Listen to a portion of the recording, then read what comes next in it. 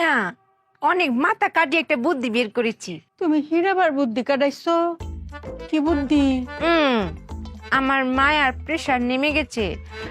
ডিম খেলে যে প্রেসার দাঁড়ায়, এটা বুদ্ধি না কাটালে কি বেরোতো? হ্যাঁ, আমার বৌমার অত বুদ্ধি। জানো মায়া, আমি মনে মনে একটা ডিম চাইতেছিলাম কাইতাম। দাও ডিমটা দাও।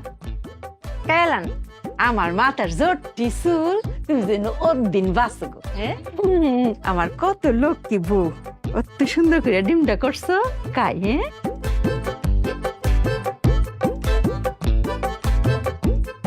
মায়া এখন থেকে আর কেউ বলতে পারবে না চুপিয়া ব্যাক কল। আমার বউরে কেডা কইতো ব্যাক কর। আমার বউয়ের মতো কত বুদ্ধি।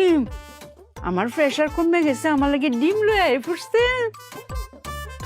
মজা অনেক মজা গো মায়া। ডিমের তেলটাও মজা হয়েছে গো, বাক্কা মজা। ও বউ, আমরা ঘরে তো তেল আছি না, তেলের যোগানটা তুমি করতে পাইছো গো মায়া? বুদ্ধি কাটিয়েছি মায়া। এর আবার বুদ্ধি কাটাইছো? কি বুদ্ধি? আমার মায়ার প্রেসার নেমে গেছে, এটার দাঁড় করানোর দায়িত্ব তো আমার। তা ভাবলাম মায়াকে একটা ডিম ভেজে খাওয়াই। চোরার কাছে গেছি ডিম ভাজতে, গিয়ে দেখি তেল নেই। এখন তেল ছাড়া আমি কি করে ডিম ভাজ করবো মায়া? পরে অনেক বুদ্ধি কাটাচ্ছিলাম, বুদ্ধি কাটাতে কাটাতে আমার চোখের সামনে দিয়ে সই করে একটা তেলা চলে গেল।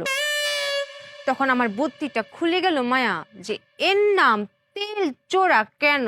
নিশ্চয়ই সে তেল চুরি করে। তারপরে আমি কপ করে এটাকে ধরে ফেললাম।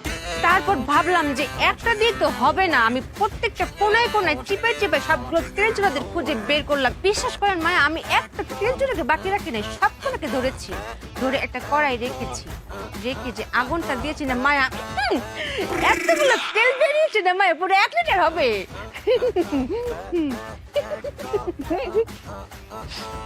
তুমি কি তেল চুরা তেল দিই ডিমটা বাজছো?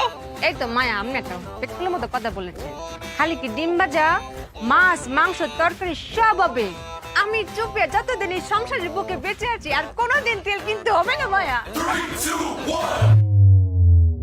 মায়া, আমার মাথায় বুদ্ধি শুধু ঘোরে। মায়া, মায়া, মা, আমি ব্যাগ খুলবো। আপনার মা ঘন ঘন বমি করতেছে।